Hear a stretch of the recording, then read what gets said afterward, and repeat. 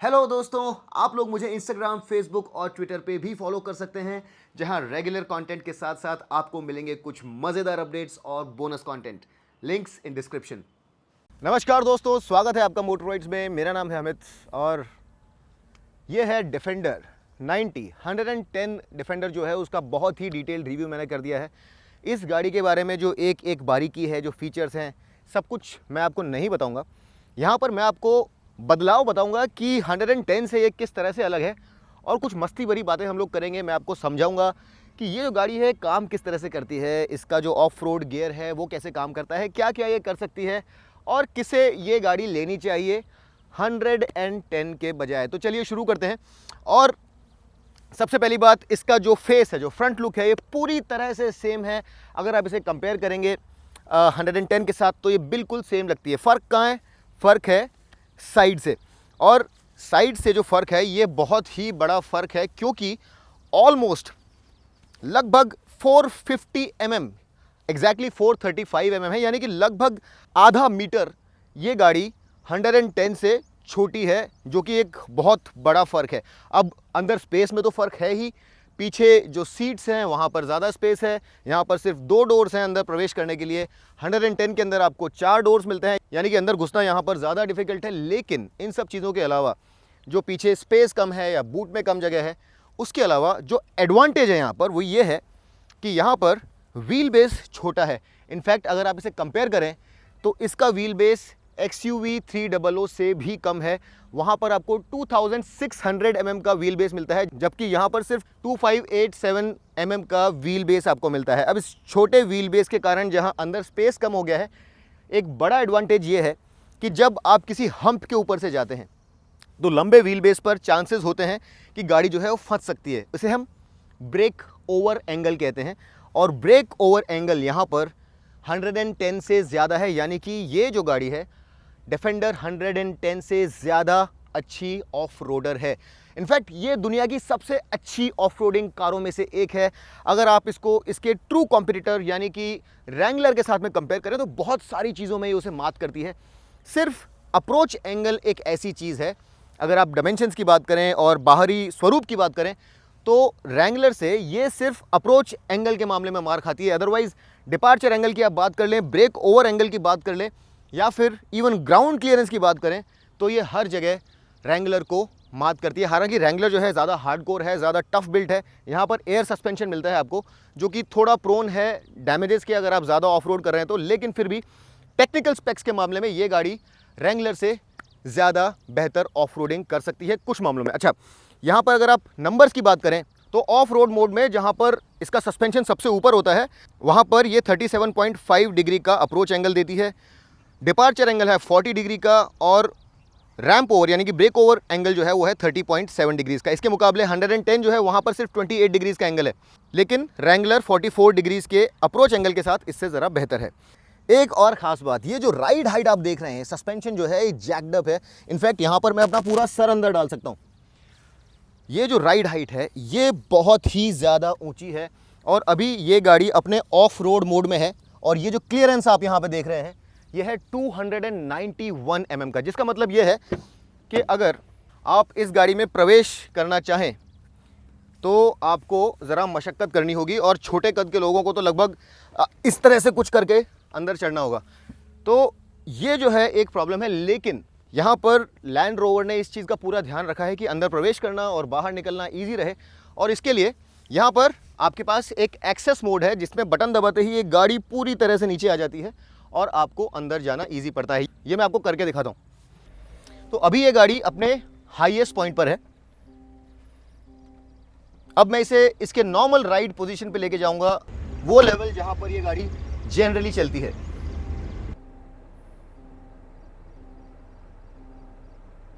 और अब मैं इसे लेके जाता हूं एक्सेस मोड में, जहां पर गाड़ी में प्रवेश करना और बाहर निकलना बहुत आसान हो जाता है। फिलहाल एक्सेस मोड में है। आप देख सकते हैं कि मुझे बाहर निकलने में कितनी तकलीफ हुई, या फिर अंदर जाने में कितनी सहूलियत हुई या डिफ़िकल्टी हुई। अगर अब मैं इसे इसकी नॉर्मल राइड हाइट पर लेकर के जाता हूँ ये देखिए अब मुझे उतरने में ज़रा तकलीफ़ हो रही है, और अगर मैं अंदर भी जाना चाहता हूँ तो ये पहले से ज़्यादा डिफ़िकल्ट है। लेकिन अगर मैं इसे ऑफ रोड मोड में डाल दूँ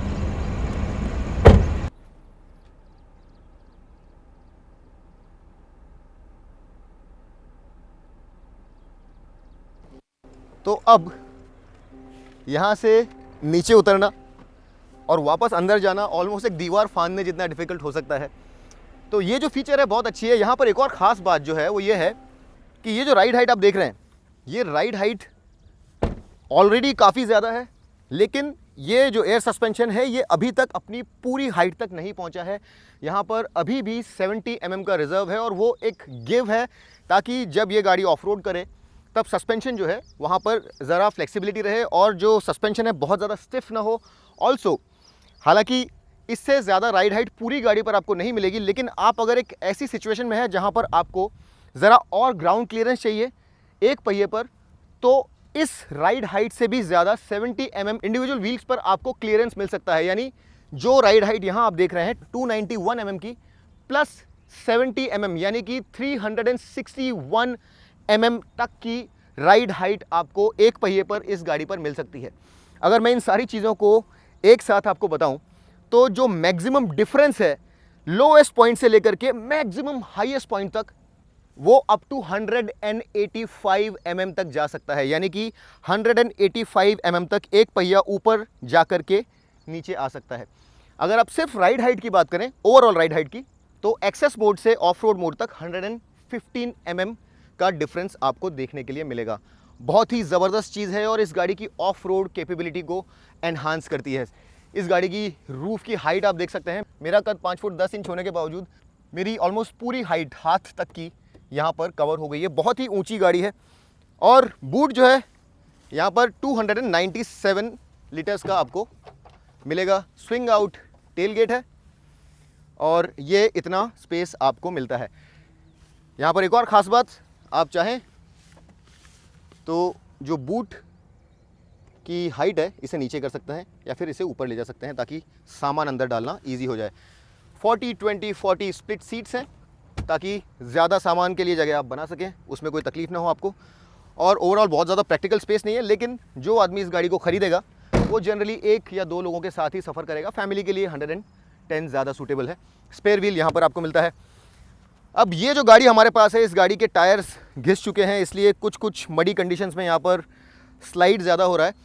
और मैं आपको आज इस गाड़ी के सारे फीचर्स बताने के बजाय ये बताऊंगा कि इसका ऑफ रोड सिस्टम काम कैसे करता है, और वहाँ पर जो मोड्स हैं क्या उन मोड्स को लगाने से कुछ फ़र्क पड़ता है, और क्या आप उस परिवर्तन को देख सकते हैं। तो चलिए हम लोग इस गाड़ी के अंदर प्रवेश करते हैं और देखते हैं कि अंदर क्या क्या खास चीज़ें हैं।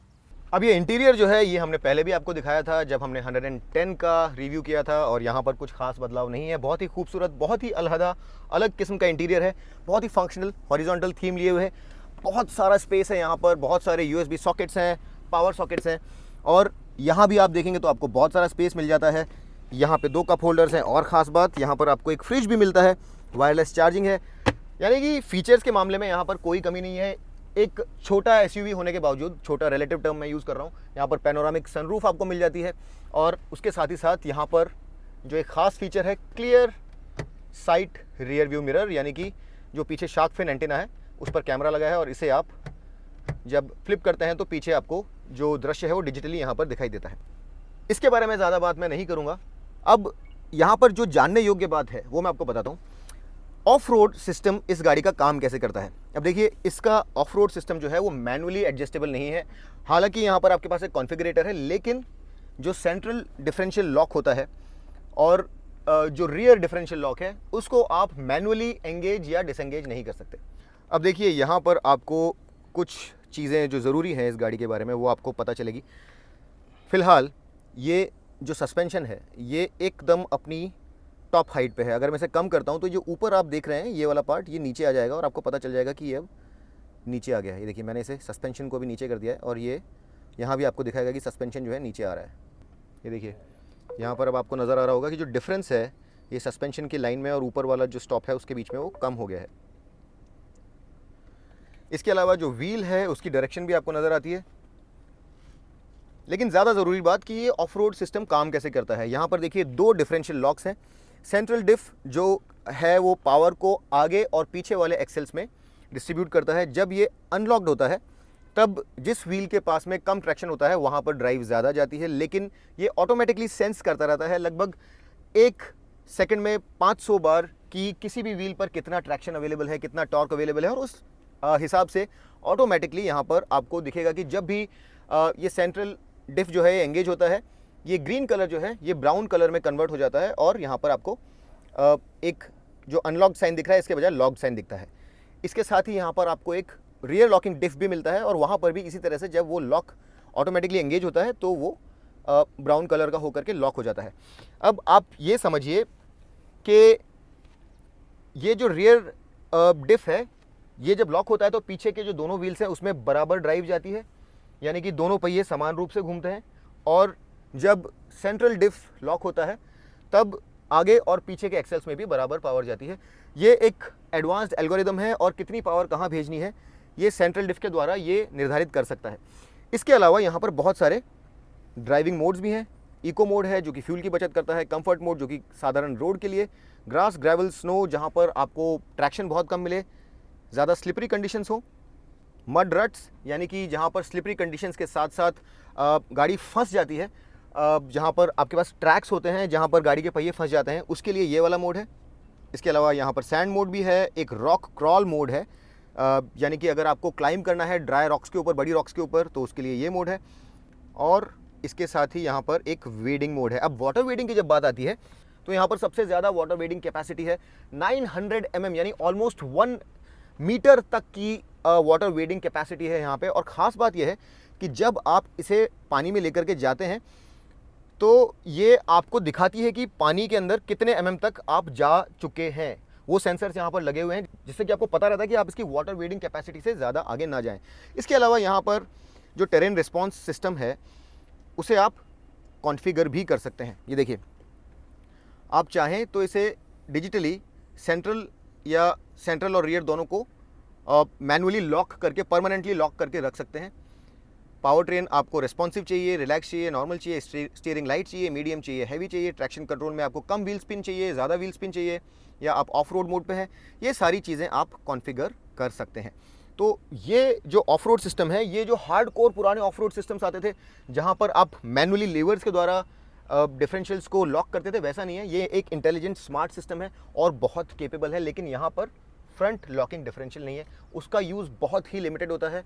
वर्टिकल क्लाइम्स में जहाँ पर ड्राई रॉक्स होती हैं और आपके पहिए को, सामने वाले पहिए को बहुत ज़्यादा पकड़ बना करके आगे जाना होता है, उसके लिए जनरली फ्रंट लॉकिंग डिप्स काम में आते हैं। तो ये जो है इसकी ऑफ रोडिंग कैपेबिलिटी हो गई। और अगर आप मुझसे सच में पूछें तो ऑफ रोडर्स और ड्राइविंग डायनामिक्स के मामले में अगर आप सही बैलेंस की बात करें तो इससे अच्छी गाड़ी आज की तारीख में आपको शायद दुनिया में कहीं देखने के लिए नहीं मिलेगी। एक बढ़िया ride quality, good road going vehicle जो कि फास्ट स्पीड्स पर, कॉर्नर्स पे भी जा सकता है और काफ़ी अच्छे से ऑफ रोडिंग भी कर सकता है। एक बहुत ही बैलेंस्ड व्हीकल ये बन के सामने आता है। अब एक दो चीज़ें और ऐसी हैं जो बहुत ही शानदार हैं यहाँ पर, और मैं आपको बताना चाहता हूँ।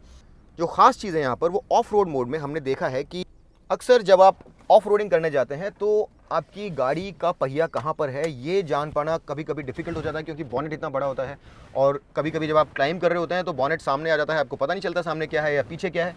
उस लिहाज से यहाँ पर ये clear site ground view monitor है और ये आपको एग्जैक्टली बताता है कि आपकी गाड़ी के पहियों के बीच में है क्या। ये देखिए, यहाँ पर आपको एग्जैक्टली पता चल रहा है कि गाड़ी के नीचे, फ्रंट 2 व्हील्स के नीचे क्या है। लेकिन जैसा कि यहाँ पर कह रहा है नॉट लाइव, इसका मतलब ये है कि ये जो प्रोजेक्शन आपको दिख रहा है ये एक कैमरा गाड़ी के नीचे नहीं लगा हुआ है। जो फ्रंट कैमरा है वही उस इमेज को लेकर के थोड़े डिले के साथ आपको नीचे दिखा रहा है कि सामने क्या था और जब ये व्हील्स वहाँ पर जाएंगे तो वहाँ पर नीचे क्या होगा। तो यहाँ पर आपको ज़रा केयरफुल रहने की ज़रूरत है, ये लाइव व्यू नहीं है, ज़रा डिले है यहाँ पर। इसके साथ ही ये जो कैमरा है अपने आप में बहुत ही ज़बरदस्त है। और देखिए, सामने का व्यू मिलता है आपको फ्रंट राइट व्हील का, ये देखिए front left wheel, front right wheel, आपको यहाँ पर सारी जानकारी मिल रही है। ऑन रोड व्यू जो है वो और भी ज़्यादा ज़बरदस्त है। और यहाँ पर देखिए, आप चाहें तो आपकी गाड़ी को किसी भी एंगल से देख सकते हैं और इसका रेजोल्यूशन बहुत ही अच्छा है, क्लैरिटी बहुत अच्छी है। और इसके साथ ही साथ आपको गाड़ी पर लगे हुए कैमरे जो है उनके द्वारा कोई दृश्य देखना है तो आप उसे सेलेक्ट कीजिए। ये देखिए फ्रंट है, ये वाइड व्यू है, ये रियर वाइड व्यू है और ये पीछे का व्यू है। साथ ही यहाँ पर कुछ प्री डेजिग्नेटेड व्यूज़ भी हैं गाड़ी के, जिन्हें आप सेलेक्ट कर सकते हैं। बहुत ही बेहतरीन, मेरे ख्याल से अगर आप 360 डिग्री कैमराज़ की बात करें तो ये सबसे ज़्यादा एडवांस सिस्टम है जितनी भी गाड़ियाँ आती हैं उन सब के अंदर, और बहुत ही यूज़फुल भी है। तो ऑफ रोडिंग के लिहाज से आप अगर अकेले भी ऑफ रोड कर रहे हैं तो ये काफ़ी हद तक आपको मदद करता है, और आपको जनरली अगर बहुत चैलेंजिंग कंडीशंस नहीं है तो स्पॉटर की ज़रूरत नहीं पड़ेगी। इसके अलावा कुछ और जानकारी जो कि कभी कभी काफ़ी यूज़फुल होती है, आपकी गाड़ी की पोजीशन क्या है, जैसे कि ऑल्टीट्यूड मुझे ये बता रहा है, आपकी गाड़ी स्लोप पर अगर खड़ी है तो उसका एंगल कितना है। कभी कभी जब आप एक बैंकिंग एंगल पे चलते हैं तो जो गाड़ी का मैक्सिमम परमिसिबल बैंकिंग एंगल है वहाँ तक जाते वक्त आपको ऐसा ना हो कि कुछ कन्फ्यूजन के कारण कुछ एक्सीडेंट हो जाए, तो ये सारी चीज़ें यहाँ पर आपको मिलती हैं। वेट सेंसिंग जैसा मैंने बताया था, जब आप इसे पानी में डालेंगे तो आपको पता है कि कितनी ऊपर तक पानी में गाड़ी गई है और आप कहीं ज़्यादा गहरे पानी में ना चले जाएं, ये आपको यहाँ पर देख करके समझ में आ जाएगा। इसके अलावा ये जो PV Pro स्क्रीन है, यहाँ पर बहुत ही इंट्यूटिव यानी कि बहुत ही ईजी तरीके से आपको सारी इन्फॉर्मेशन मिलती है, वेंटिलेटेड सीट्स वगैरह मिलती हैं, और ये सब कुछ बहुत ही सेल्फ एक्सप्लेनेटरी है। लो ट्रैक्शन लॉन्च की एक ऑप्शन अवेलेबल है, यानी कि अगर आपकी गाड़ी फंसी हुई है जहाँ पर पहिए व्हील स्पिन हो रहे हैं तो लो ट्रैक्शन लॉन्च जो है आपको गाड़ी को वहाँ से बाहर निकालने में मदद करता है। 4x4 आई जो है यहाँ पर आपको सारी इन्फॉर्मेशन देता है, और मेरिडियन का ऑडियो सिस्टम लगा हुआ है यहाँ पर जो कि बहुत अच्छा साउंड करता है। स्क्रीन का रेजोल्यूशन बहुत अच्छा है, यहाँ पर ये जो डिजिटल स्क्रीन है इसका रेजोल्यूशन बहुत अच्छा है। सब कुछ बहुत ज़बरदस्त है, लेकिन एक चीज़ जो ज़बरदस्त नहीं है वो है पीछे का स्पेस, और वहाँ पर भी हम लोग एक बार बैठ करके देख लेते हैं कि वहाँ पर सीट्स कितनी आरामदायक हैं और कितनी नहीं। अब अंदर प्रवेश करने के लिए पीछे अगर आपको जाना है तो ये सीट जो है इसे आगे लेकर के जाना ही अकेला रास्ता है। एक प्रॉपर एंट्री यहाँ पे नहीं है, और यहाँ पे ये एक मैनुअल लेवर भी है जिसे आप इस तरह से खींच करके इस सीट को आगे कर सकते हैं, और उसके अलावा ये इलेक्ट्रिक बटन है यहाँ पर, ये देखिए, इसे इस तरह से प्रेस करके आप इसे आगे ले सकते हैं ताकि थोड़ी जगह बन जाए। और अब आपको अंदर जाना होगा। अब जैसा आप देख रहे हैं एंट्री बहुत ईजी नहीं है, और अभी ये गाड़ी ऑफ रोड मोड में भी है, तो मैं आपको सबसे ज़्यादा डिफ़िकल्ट कंडीशन में अंदर जा कर के बताता हूँ।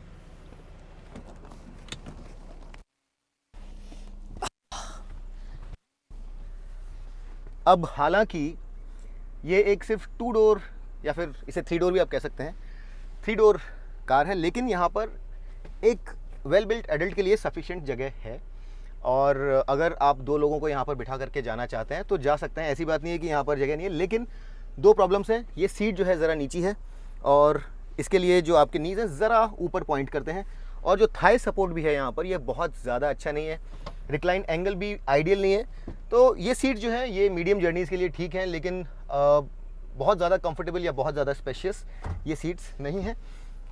आर्मरेस्ट मिलता है आपको 2 कप होल्डर्स के साथ में, और ये जो 2 बड़ी विंडोज़ हैं ये आप नीचे नहीं कर सकते, तो ये एक रिस्ट्रिक्शन है।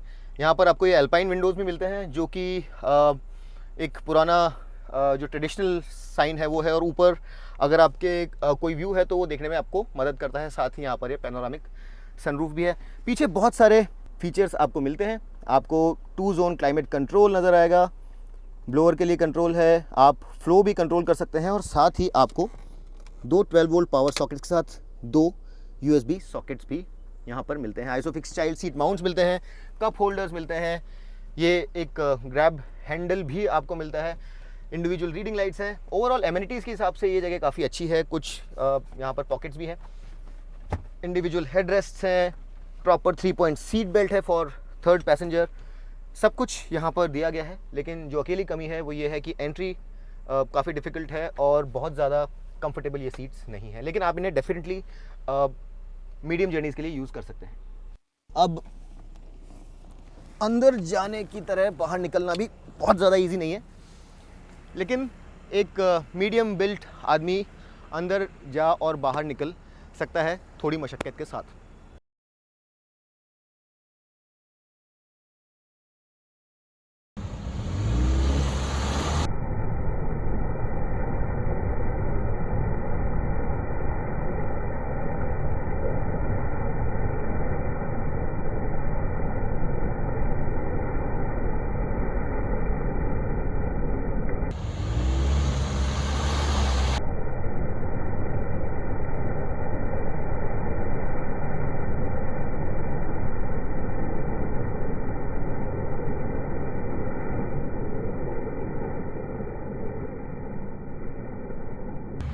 Modern road right ahead increase.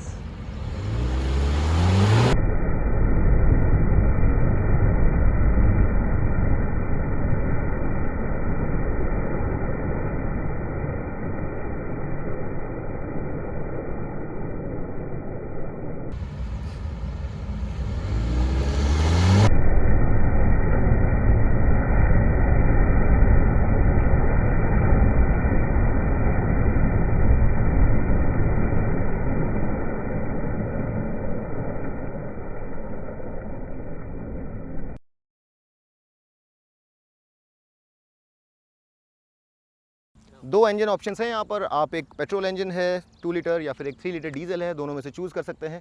Power है 300 PS या फिर 400 और दोनों ही काफ़ी केपेबल है। मेरे ख्याल से डीजल ज़्यादा बेहतर चॉइस है।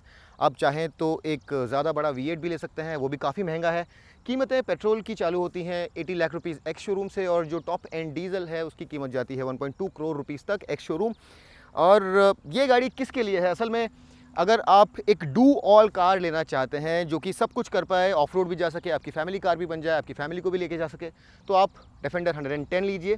लेकिन अगर ये गाड़ी आप जनरली कुछ हद तक जेन्युइन ऑफ रोडिंग के लिए लेना चाहते हैं, आप सिंगल हैं या फिर बहुत छोटी फैमिली है और generally you want to stand apart, आपको अलग दिखना है और आपको इस चीज़ से फ़र्क नहीं पड़ता कि यहाँ पर स्पेस और कंफर्ट की कमी है क्योंकि आपकी फैमिली में और भी गाड़ियाँ हैं, तो ये जो गाड़ी है ये न सिर्फ ज़्यादा केपेबल है लेकिन आपको अलग स्टैंड आउट भी करेगी, आप अलग दिखेंगे और ज़्यादा बेहतर ऑफ रोडिंग भी कर पाएंगे।